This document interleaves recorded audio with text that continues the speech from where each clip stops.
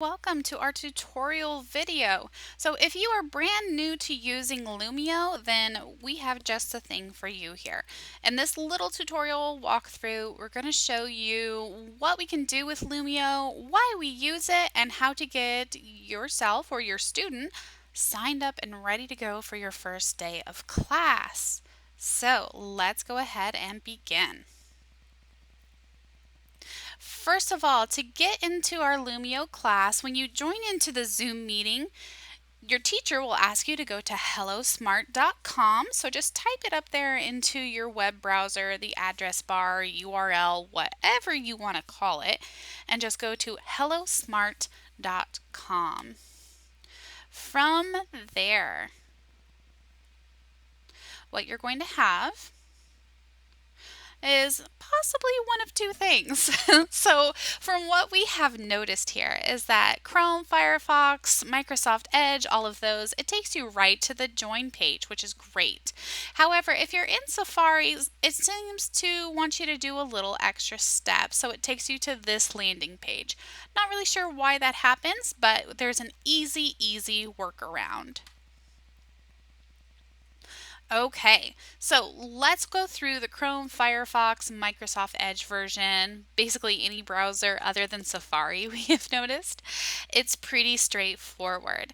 So when you get here, you have two options. You can either sign into the lesson, sign into Lumio using a Google or a Microsoft login, like your Gmail account or, any of those kinds of things. It can be a parent's one, that's perfectly fine. Now, we do recommend signing in if you're comfortable with that because signing in allows you to access your lesson work after class is over because it has something to attach that to. So just a reminder, all of your data is kept secure. The teachers and we don't see any of your login information. It's just so that Lumio can keep and store that information and attach it to you. However, you can also join in as a guest where you do not need to have a Google or a Microsoft login. However, if you join that way, it will not store your data for your lesson. It won't save your answers of what we did in that class. So if you try to get back into it later, you're not going to have any of that information saved. Also, if you're going in for a student-paced mode, it'll ask you to sign in for that same reason as well, so that it can keep that attached to whoever's it is. So, just pick one of those two ways. We recommend signing in, but it is not a requirement. Okay, let's talk about Safari login now. This is the one that for some reason it just loves for you to take one more little extra step, but it's so simple. If you see this page, all you have to do is go up to Students Join a Class and click it.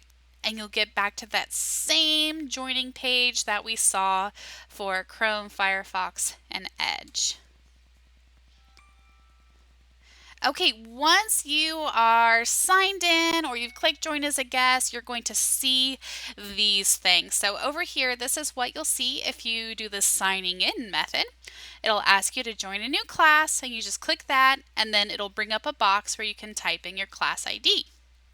If you're going in as a guest, it'll just come right to here and just ask for the class ID.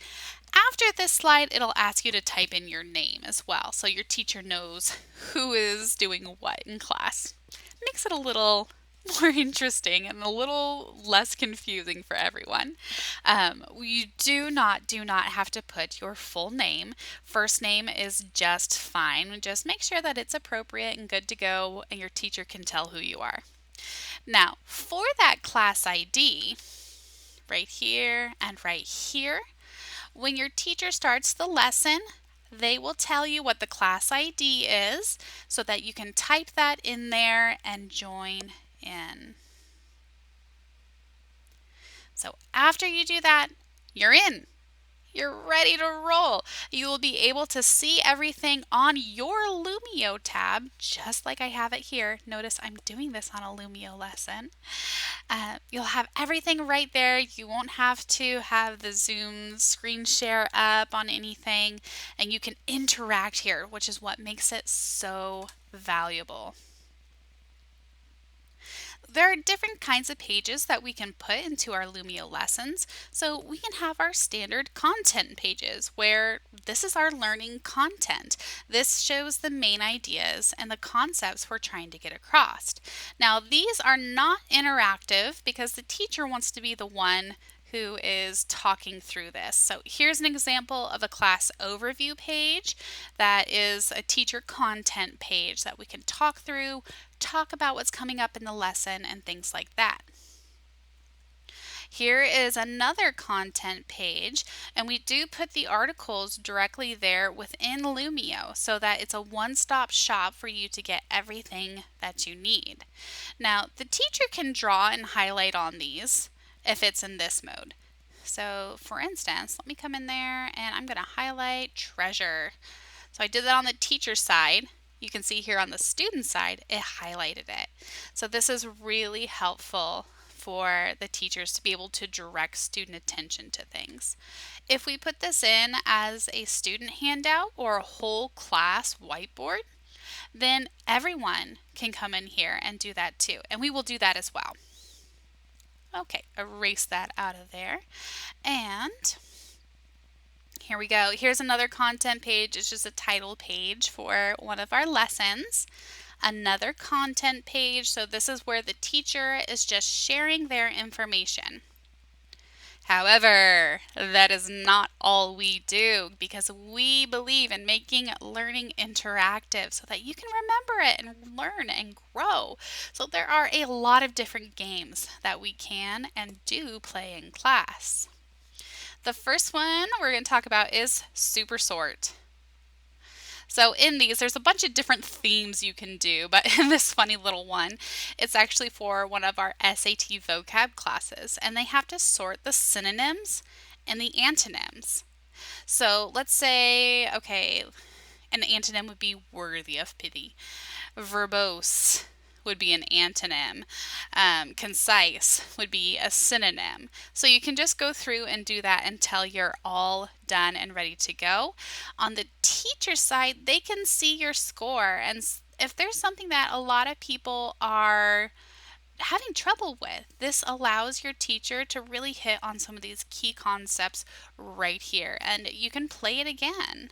You can reset it and do it again if you want to practice again. Okay, the next one we're going to talk about is fill in the blank. So this one comes from our thesis writing class, and we have all of the options down here. We just need to drop them into the correct sentence. Now this would be kind of a checkpoint after we did a content slide. So thesis points are your blank for thinking what you think. So they are your reasons. Okay, so I'm going to do some wrong here just so you can see what happens too. When it comes up with check answers, it'll let you know what you got right and what you missed. You can reset those and try again. Our next game is just a matching game, but it's so super fun. In this one, we have thesis elements over here. And over here, we have different techniques. Now, this one is pretty wordy on here, but you get the idea. So you can come in and drag them over. So change the syntax. That's one of the elements that's very useful when you are writing thesis statements. And over here, we are going to find the definition of that. So mixing up the order of the sentence. Okay, and then we have a match. And if you get a match, they attack this little robot. So it's pretty cool. There's a lot of fun themes in here. Okay, in this one, this is another fill in the blank activity with a different theme. We do have a really fun game called, I just lost the name of it. I'm going to have to edit this part out.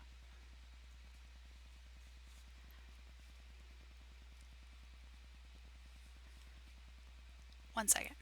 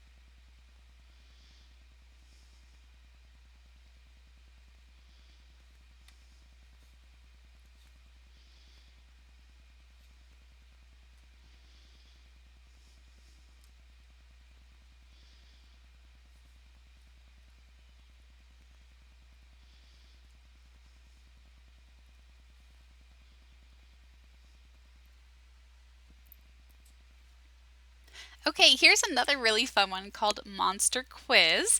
And the teacher can start this while we're in our live class. And you're in. So the teacher will assign different teams. And okay, so we are the Frosty Bruisers, and it's me and me on another slide. So to do this, it's going to give us a little countdown, go, and we answer questions to go through. And we are trying to get them all right, obviously. And let's see, that would be ambivalent. So you click that, and if you get it right, you get some points and you kind of grow a little bit. Fearless and bold would be intrepid. And see, it's growing. We're growing this little monster egg thing. A leader who appeals to the passions and prejudices, demagogue. And as you go, it just keeps growing and you're racing against the other team to see how you can do it. It cracks open at the end. It's so cute. Okay. So fun. All right, so this is another one, and if you are just having one student doing the class, then you can just choose one racer. If you have siblings or friends who are enrolled, they can do two at a time and race against each other. But we're going to do just one here. I'll be a rabbit. And the little guy is going to go racing around the speed track. It's so funny. And then when they get to these little boosters, we're going to have a question. All right, so seasoned. Is seasoned closer to experienced or inexperienced? And down here with our shifter, we're going to select our answer. If we get it right, we get a check mark, and then we get a little boost to the next part. Yeah, so that's pretty fun. If you get one wrong, they spin out. It's really kind of funny.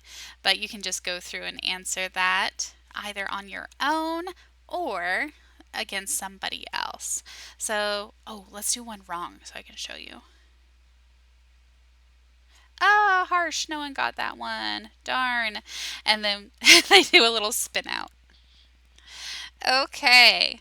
The next type we have is a game show, and you can either do this individually on your screen or your teacher can share their screen and split people into two groups, which is a fun way to do it too. So we have, a cheesy little game show set up, and you're either the rock monster or the ice monster or whatever monsters you have up there. They like to change them. You can spin, it'll give you a choice here, and we can do, yeah, we get it right. Now, if you get it wrong, it'll put it back to the next team. So let's do one wrong, and we'll see what happens here. Okay, ooh, it's expedite, but we're going to say it's filibuster. Yeah, oh no, now the other team gets to try it. See, we switch out our people, and then they get to choose. Okay. Now let's talk about ways that students can respond outside of the games, like just in the regular course of the lesson. So we do something called a little response. And this one is a poll. So in this one, this is again from a vocab lesson, but it gives the sentence and then asks you what pithy means most nearly, what it most nearly means in that sentence. So short and to the point, concise is our answer. And on the teacher's side, I'm going to drag that over here for a second. On the teacher's side, we can see what percentage of students have answered and then what they have answered. So that's very handy on the teacher side so that we can give that extra feedback as needed. Okay, next up we have handouts, and this is just where students can come in and do their own feedback. It's so, so helpful as we're working through things. Sometimes we'll put them in teams to do this, sometimes it'll be individually. But they have this little toolbar over here, so they can use a pen if we ask them to circle something or check something off. There's an eraser tool. They can add in things or images. We might say, go find an image that represents our vocab word, and they can come here and search for it and add it to the slide too. If they want to do text, there's this A tool. They can go in there and type in whatever they need, blah, blah, blah, blah. That's not a very good answer, but you get the idea. You can drag that out to make it fit better. You can select your text and within reason make some changes in there. And then when the students are ready to go, they just hit done. And I'll show you what that does. On the teacher side, we have their name and a check mark. We can click on that and see what they're doing and privately give them some feedback. Or if they are just rocking it, we can give them a star and say, oh my gosh, that one is perfect. Good job. And then on the student side, they get that star. If we write feedback, they get the feedback. It's so nice to be able to work with students one-on-one, even during a live virtual class. Okay, on this one, this is just a little warm-up we do for our vocab classes. And they can drag these check marks over to words that they know. And let's say we know inherent and filibuster, but we're really not sure what torpid is. And that's a great way to just be able to check and see what your class already knows. So this is a whole class whiteboard. So the whole class can work on this together. We do a lot of those different types of ones too, like this one, also from a vocab lesson. So in here, we want students to come in here and each individual student can type their sentence. So here I am student A, for example, and I can type mine in. Now if I join in from a different screen, let's see, we'll make this one red so it stands out. After I click out of it and say I'm done, boom, there it is. And that was student B, me. So it's very handy for that. The teacher can of course see what's going on here as well. And here's the teacher's side of it.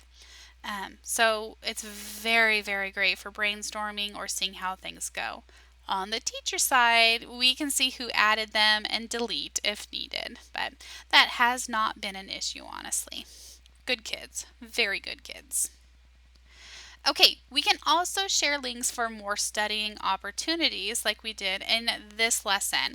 These little URL boxes, you can open them by clicking on this little blue box arrow icon, and it'll open up your study resources or a link to the article that we're reading in class, or whatever it might be. There's another tutorial of mine. Yeah. So when you are all done with your lesson, your teacher will give you a student paced link. Remember, you'll need to have that Microsoft or Google login to access all of that. But when you're done, you can click Leave Class and you'll be signed out and ready